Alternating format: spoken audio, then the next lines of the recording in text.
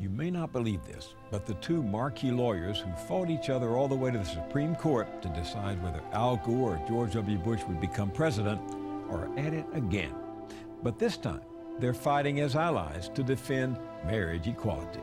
It's true, Ted Olson, a conservative, and David Boies, a liberal, are in the middle of a case that, win or lose, they expect will wind up at the Supreme Court, just like Bush v. Gore.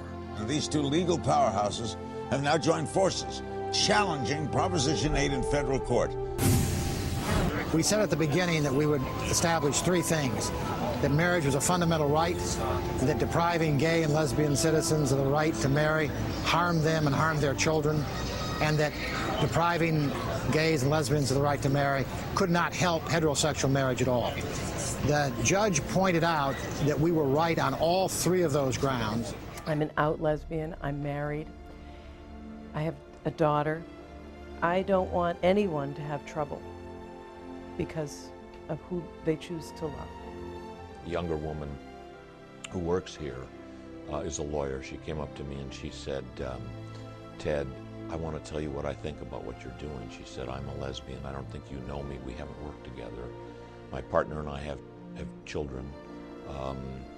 I can't tell you what you're doing for us by taking this case. And she started to cry.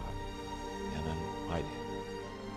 The idea that people want to live together and be a part of a community and help build things together for themselves and for their family is certainly a conservative value, but is also a liberal and an American value. But there's only one area in which our government steps in, not as a protector of individual rights, but as the discriminator, saying you are not equal. You don't have the full rights of all of your citizens.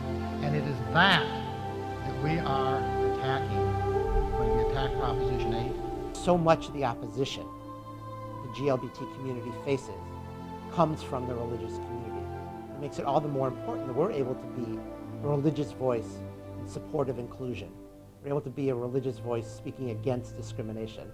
This is a huge, huge victory, not just for California, and not just for, gays and lesbians, but for everyone who really cares about the issue of equality.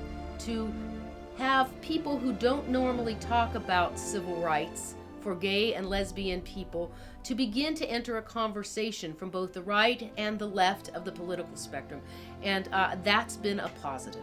And there isn't a rational basis for California or any other state to take individuals and say, they are unpopular, we don't like the things that they do in their relationships, but because we don't like those things, we're going to deny them the right to marriage. When I see Boies and Olson, I see a crowd of people gathered around them closely. I see a crowd from the reform movement holding a big talit over our two men who have exemplified what Judaism is about.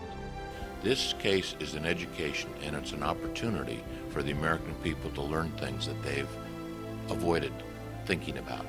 The damage that we've done by discrimination, the hurt that causes, the reason why people get married in this country, which is a matter of liberty and dignity. One of the great things about having Ted and myself do it together is it sends a message that this is not a liberal issue, a conservative issue, a democratic issue, a Republican issue. This is a human rights issue. This is an equality issue.